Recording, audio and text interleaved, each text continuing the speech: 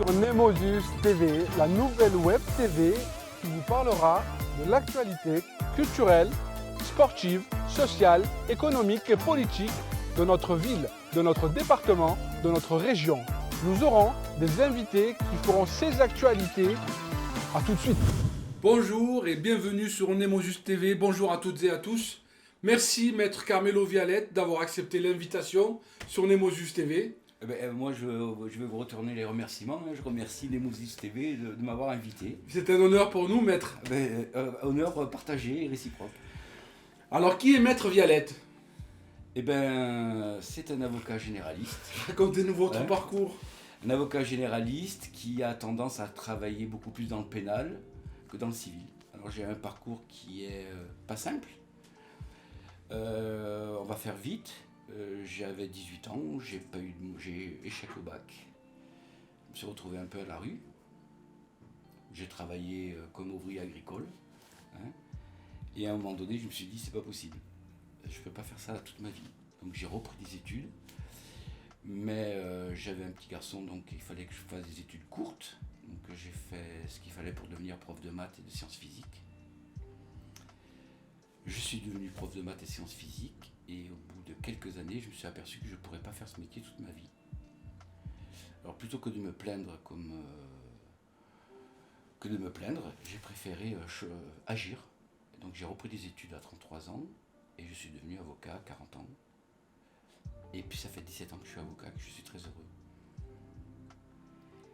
Et comment avez-vous pu opérer ce changement de carrière du jour au lendemain? Est-ce que c'est dû effectivement Alors, j'ai beaucoup de chance parce que quand vous êtes prof, vous travaillez 18 heures par semaine.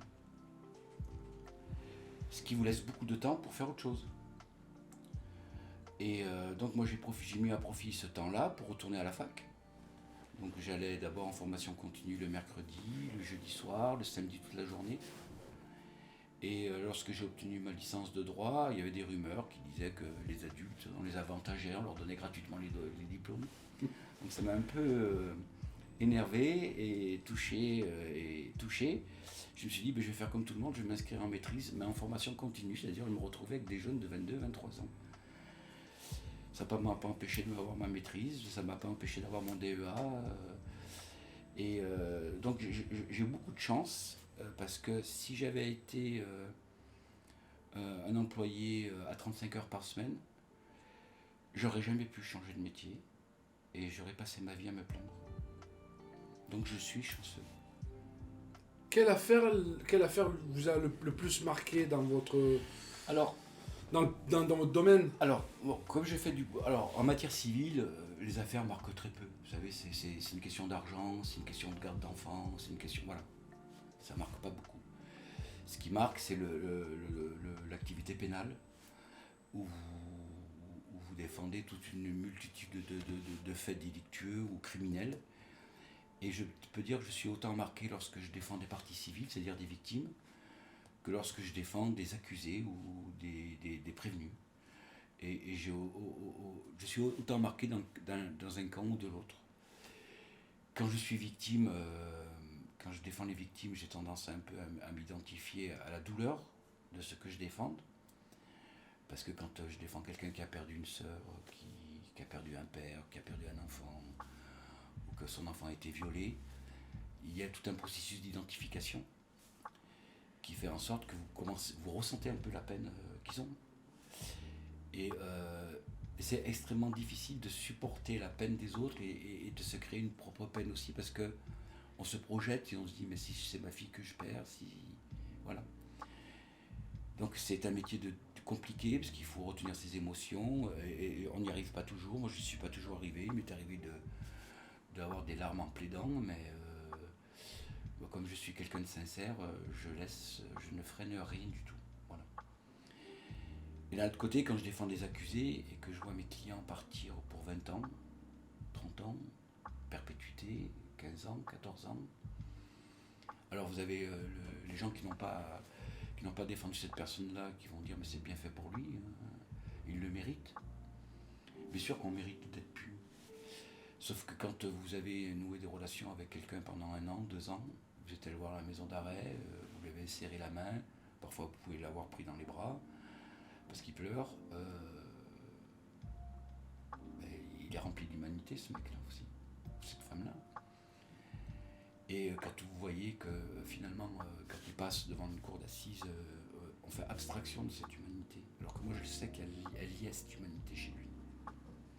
Donc il y a un décalage, c'est-à-dire quand il prend 20 ans, j'ai beaucoup de peine, j'ai du mal à m'en remettre et je vis avec ça. C'est mon quotidien, mais voilà. J'aime être là pour les gens qui ont besoin de moi. J'aime être là. Si vous avez pu changer quelque chose à votre parcours et vos expériences, qu'auriez-vous aimé améliorer, maître?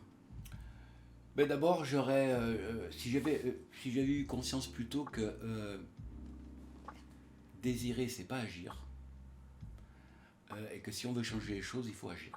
Si j'avais eu conscience beaucoup plus tôt, je l'aurais fait plus tôt. Tout ce que j'ai fait, mon parcours, je l'aurais fait plus tôt. J'ai eu, à un moment donné, j'avais un peu de colère contre cette société-là, notre société, parce que je m'en trouvais exclu. À 18 ans, je suis à la rue. Absolument. Et puis j'ai compris qu'il fallait finalement accueillir la société pour qu'elle vous accueille. L'accepter. L'accepter. Voilà. Parce que cette société dans laquelle on vit nous offre plein de choses. Est-ce que ce serait peut-être un message à envoyer aux générations futures? Oui. Il y a plusieurs messages. Un, rien n'est jamais terminé. Deuxième message, n'attendez rien des autres. Agissez. Et ne vous rebellez pas contre l'ordre établi, parce que vous allez vous casser le nez. Voilà. Très important comme message. Oui. Et on vit un monde formidable parce que tout est possible. Regardez, moi à 33 ans, j'ai pu recommencer une vie, changer de vie. Voilà. Donc cette idée-là, c'est battez-vous, mais battez-vous au bon endroit. Battez-vous avec vous-même, pas contre les autres. Voilà. Contre soi-même. Voilà. Se battre contre soi-même, Voilà. et non pas contre les autres. Voilà, c'est ça. C'est ce qui permet de construire une personne. C'est ça, c'est sa rentrer personne. dans la résilience, dire Alors c'est facile de dire je ne mérite que ce que je mérite. Voilà, c'est une phrase qu'on entend souvent, c'est bien fait pour toi si tu as... Voilà. Et c'est vrai que c'est dur. C'est dur de changer, c'est dur de faire des efforts, c'est dur de s'investir, c'est dur d'être patient, mais il n'y a pas d'autre solution. Il n'y a pas d'autre solution que celle-ci. Quels sont les projets? Quels sont vos projets pour les années à venir? Écoutez, moi j'ai 57 ans, donc... Il y a quand même, vous venez de le dire, à 33 ans rien n'est fini, mais à 57 ans non plus. Non plus, mais alors, mon vrai désir a été d'être anesthésiste réanimateur, vous voyez. C'est fabuleux. C'est fabuleux ça. Est-ce qu'au moment de la retraite, je vais pas reprendre des études de médecine, peut-être, pourquoi pas? Il y a bien des radiologues qui se convertissent en boulanger, pâtissier. Oui, mais ils le font peut-être plus tôt. Ça, et ou alors, d'abord, j'ai l'intention de travailler très tard, au moins jusqu'à 74 ans. Donc ça me laisse C'est encore... pas mal. C'est pas mal. Et ce que je souhaite toujours, c'est avoir toujours cette même... je veux que l'humanité qui m'habite. Vous savez, pour faire ce métier-là, il faut aimer les gens, sinon c'est pas la peine. Ou sinon, faut changer de métier. Donc je veux garder cet amour des gens. Et j'ai envie toujours d'être encore aux côtés de ceux qui ont besoin. Voilà, ça c'est mes projets. Ça, voilà. C'est super, merci maître. Je vous en prie. Merci maître de nous avoir accordé cette interview. Mais je reviendrai avec plaisir, j'ai été tellement bien accueilli. On vous invitera avec plaisir et sincèrement. Merci maître, merci Nemosus TV. N'hésitez pas à vous abonner sur Nemosus TV. Merci, au revoir.